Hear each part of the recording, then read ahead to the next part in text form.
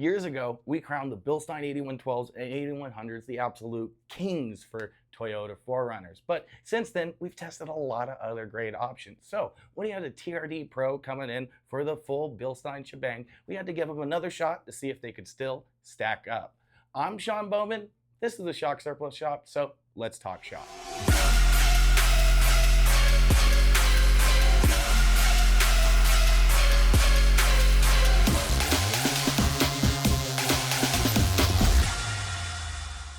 For those of you who are new here to the Shock Surplus Party, we like to test every suspension system we carry on our own vehicles so we can provide real-world feedback so you guys can figure out if they're right for you. Now, although we've already put these shocks through their paces out in Johnson Valley, and they definitely were crowned grand champion, since then we've tested things like the SDI E-Clicks, which are a game changer, and the Fox 2.5 Factory Race Series internal bypass shocks, which I found to be incredibly comfortable, plush, and composed.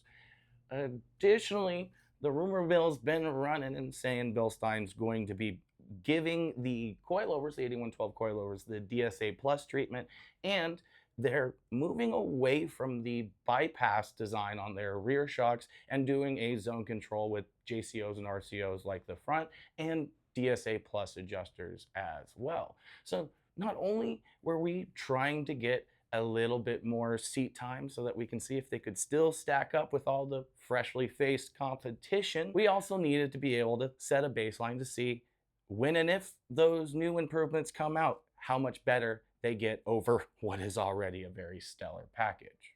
We have tons of videos going into great depth on all the important details about these 8112s and 8100s. So if you haven't checked those out yet, make sure to hop on our page, look those up, and while you're doing it, make sure you hit like, subscribe, and the bell icon so you're notified and you don't miss out on any of the context you might need for a ride review like this. As a quick overview of the most important facts and features, the 8112 front coilovers are a 2.65-inch threaded body design, and they use Bilstein's patented zone control technology, which you can really feel work.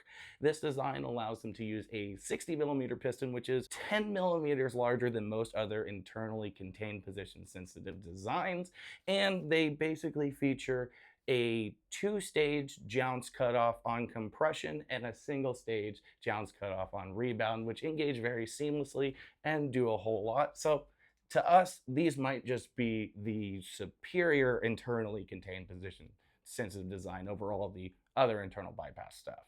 This creates 3 distinct compression ride zones and 2 rebound zones, and since the JCO and RCO are adding support outside of the ride zone, they ultimately have a greater dampening force potential than pretty much anything else. Your standard internal bypass design is bleeding off oil, bleeding off damping force in the primary ride zone, and then adding it back in as it passes the bypass ports into the bottom out or top out zones by not only just having a full-size piston, but a design that adds dampening force out of the ride zones.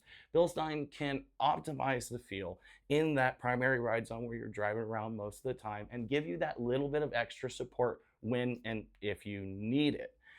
Simply put, these can be pretty much more comfortable than almost anything else over the little stuff, and physics-defyingly supportive over the bigger stuff. The 8100 rear shocks are also a 2.65-inch body, but they are an external bypass. Unlike many other external bypass shocks, they also have these quick adjustment knobs, which you don't have to use the wrench and Allen key method, makes it a lot easier to set things up. Plus, since this is an external bypass and not an internal bypass, it still has that full-size 60mm piston like the front. For those of you who don't know how bypasses work, basically, oil is bypassed the main working piston within the zones of these tubes, which is your primary ride zone. And then as the piston passes those zones, oil is basically forced through the stiff valving of that primary working piston, and therefore you get a ramp up in bottom out support or top out support. These have a compression and a rebound tube, and those 40 clicks of adjustment that you get on these are adjusting things within the primary ride zone. Now, bypass shocks are known to make a little click as the valves open and close in the tubes, and we've heard some complaints with people saying that these Bilsteins can make a little bit of a clunk when the JCO and RCO engage. And if you guys were wondering, I can tell you right now, we didn't hear them once. They were pretty much dead silent everywhere. I think one, bypasses get a bad rap for making a lot of noise because most of the rigs people drive with bypasses probably don't have a full interior like we did. And I think a lot of the people who are hearing the JCO and RCO engage on the 8112s are associating rattles everywhere else in the car when those engage, because by the time those are engaging, brother, you're hitting it hard. As I mentioned earlier, this 4Runner was a TRD Pro, but what I didn't mention was it came in with an Ironman foam cell Pro kit that the customer obviously wasn't very happy with. Being a twin tube foam cell design, even without an external reservoir, it was a really big downgrade in ride, performance, handling, and almost every front compared to the stock Fox 2.5 internal bypass shocks these TRD Pros come with. Now, this isn't a knock on Ironman. The foam cell Pros seem to be very popular with a lot of people. We haven't always had the best luck, but that is not the right shock for that vehicle or the owner and how he drives. In fact, this 4Runner felt exponentially worse than the TRD Pro, and we had a few weeks back that was way and well overloaded on payload with the stock shocks in it, and worse than a lot of the 4Runners we come in with the stock shocks that are well past their due date for a service. And again, this is not to say the foam cell Pros are terrible, it's to say that the factory shocks on the TRD Pros are so good. So it's important that we make mention of this because we hear about this all the time where people are taking their TRD Pros and downgrading in the name of a lift. The only thing that really separates a TRD Pro from a well-optioned TRD off-road, at least on most Toyota applications, are those shocks. So you want to make sure you're talking to somebody who is going to ensure you get something that is at least as good as the stock shocks, if not better like these Bilsteins are. Otherwise, you'll end up spending money twice like this customer did. Between those Triple C thick, full-size 60mm pistons, a design in the front that adds dampening force outside of the ride zone rather than bleeding it off in it, external adjustment in the rear, seals that last longer than a Led Zeppelin B side, and pretty obvious these Bilstein 8112s and 8100s might just be even a whole league ahead of the stock TRD Pro Fox shocks. And so we knew full well that the customer was going to be very happy with the improvement over their current setup. But don't just take my word for it. Let's throw these on, go for a ride.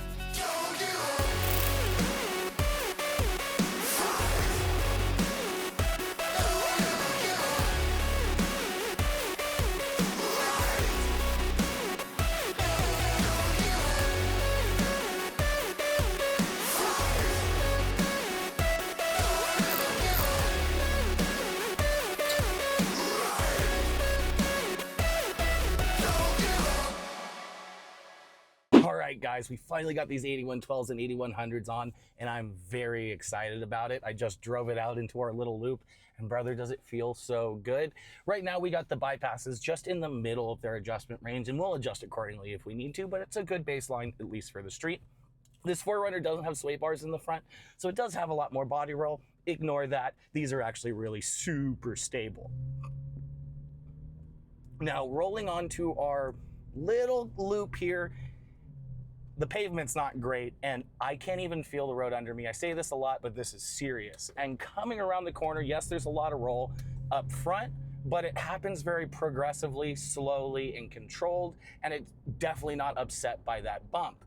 Obviously, without the sway bar, you're gonna have a lot of sway, but with the digressive main piston up front and the rebound a little tight in the rear, it's still very drivable. Now we're going into our driveway hit, full throttle. I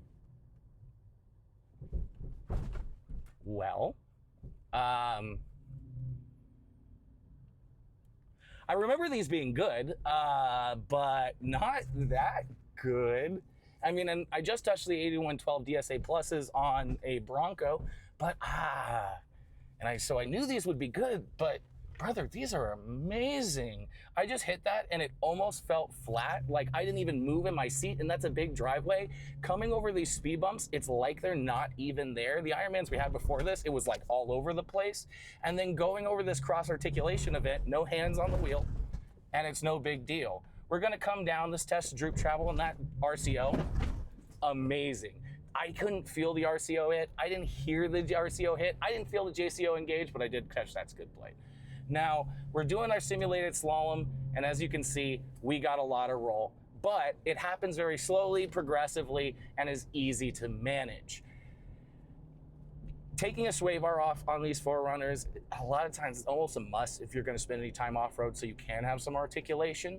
And these make it so it is very much drivable. Even on these, decreasing radius long bends like we're on now, the roll doesn't increase as the corner tightens or as you're in the corner for longer. And you can just whip into a bump around a turn like this, and it's no big deal. Now, again, these speed bumps are amazing. I can just run right over them and it's like they're not there.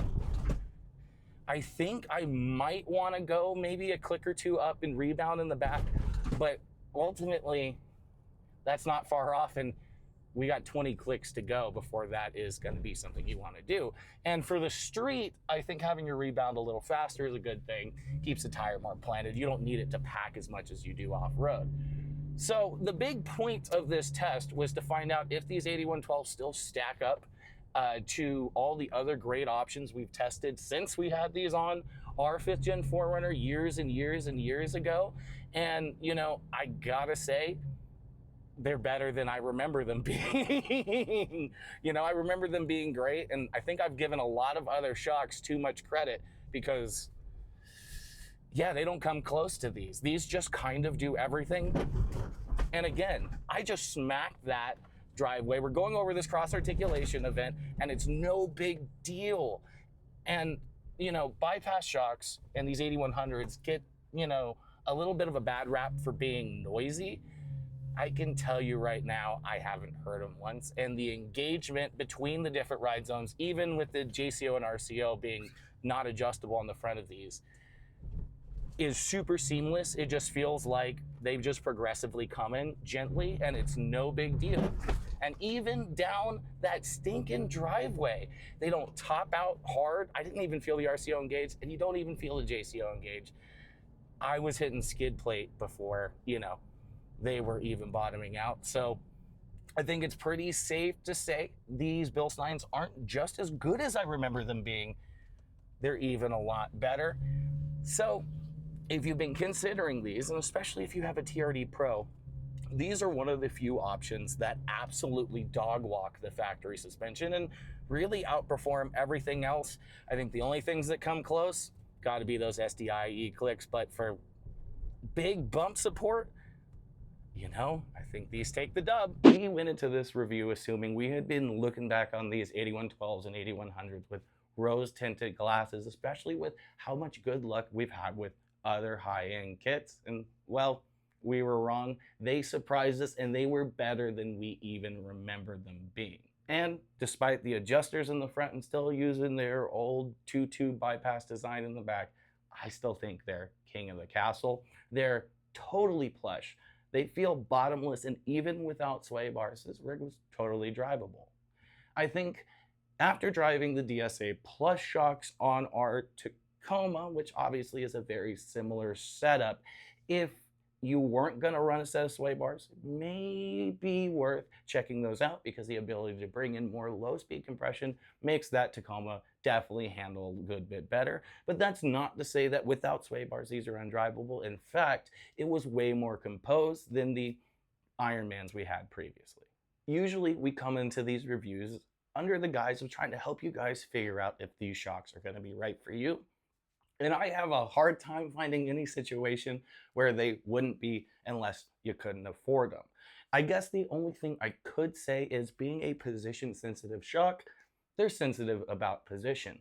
So if you're going to have enough varying load where you might be sagging in and out of the ideal ride zone and you're not using a load leveling aid, which you really shouldn't, with a shock package at this level, you might want to consider something electronically controlled like the SDIE clicks or Icon CDEVs. Although neither of those shocks are truly position sensitive on both compression and rebound, so they cannot give you all of the support of these Bilsteins when you're using the extremes of the travel range. They will not punish you for really going out of the ride zone, and the ability and their parameters to adjust according to load really makes them work better in those situations. And they're really close on comfort, and even though they can't do quite the things that Bilsteins can do at high speeds off-road when unloaded, they get pretty close.